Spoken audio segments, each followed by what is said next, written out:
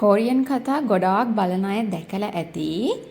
Korean dramas වල ගොඩාක් අය මෙන්න මේ කිම්බප් එක එහෙම නැත්නම් ඔනිගිරි කියලාත් කියනවා. මම දන්නේ නැහැ හරියට මොකද්ද කියලා. මෙන්න මේක කනවා ගොඩක් වෙලාවට. ඉතින් මටත් එහෙම කතා බලනකොට ඉස්සර ඉඳන්ම ඒ පිස්සුව තිබ්බා මේවට හරි ආසයි. අර බොන දේවල්, කන බොන දේවල් ඒවට හරි ආසයි.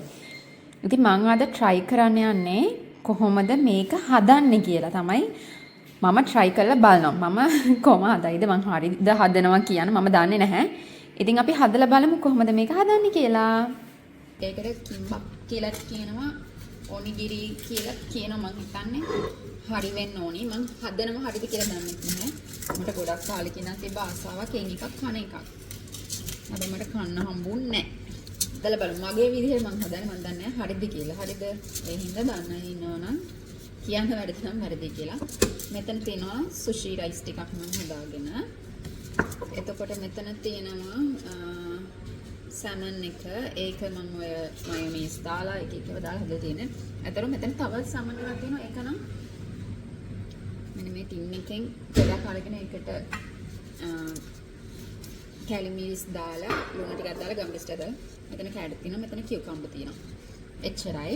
සුෂි ෂීට් එක තියෙනවා. ඒක මම දෙකට මැදින් කපාගෙන ඉන්නේ පොඩි දෙකක් හදාගන්න. මුලින්ම රයිස් ටිකක් අරගෙන ඒක රස්නේ. පොඩි එකක් තමයි හදන්නේ මොකද මම දෙකට මැදින් කඩාගත්තනේ. මම ෆොයිල් පේපර් එක උඩින් තියාගෙන හදාගන්නවා. ඊට පස්සේ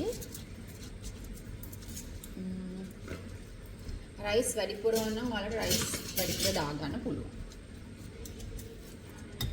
මම දාගන්නවා එකට සැමන් දාගත්තා එකට කැරට්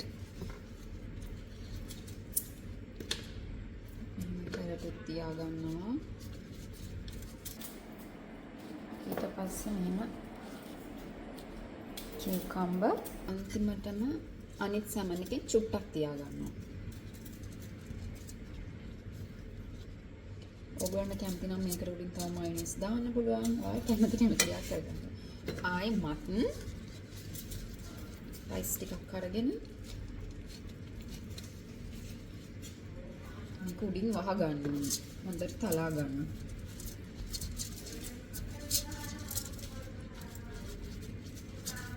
මෙයා මේ පැත්තෙන් මොනවාද හදනවා? මොනවද හදන්නේ? බොන් බ්‍රොත් හදනවා. එයාගේ ෆිගර් එක යා මේන්ටේන් කරනවා. එහෙම ත්‍රිකෝණයක් වගේ හදාගත්තා. මේක අපිට රත් කරගන්නත් ඕනි මෙහෙම දෙපැත්ත. හැබැයි මගේ රයිස් එක රත් වෙලා තියෙන හින්දා මම හිතනවා රත් කරගන්න ඕනේ නැහැ කියලා. මේක මෙහෙම තියාගන්නවා.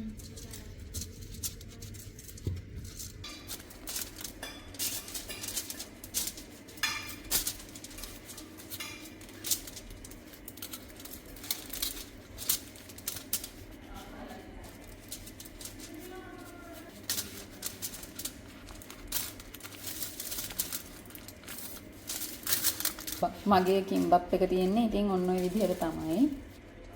එතකොට මේ තියෙන්නේ තව පල්ලෙහාට ගන්න. ක්‍රීමි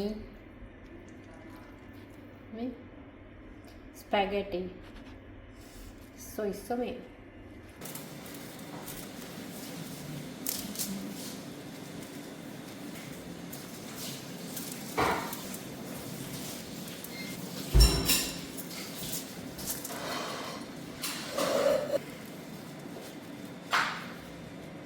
ඔන්න මේ තියෙන්නේ මං හදාගත්ත ඔනිගිරි දෙක. අපි බලමු එහෙනම් මේක ඇතුළ කොහොම වෙයිද කියලා. මේ ෂීට් එක දෙකන මැදින් කපලා තමයි මම මේ දෙකක් හදාගෙන තියෙන්නේ.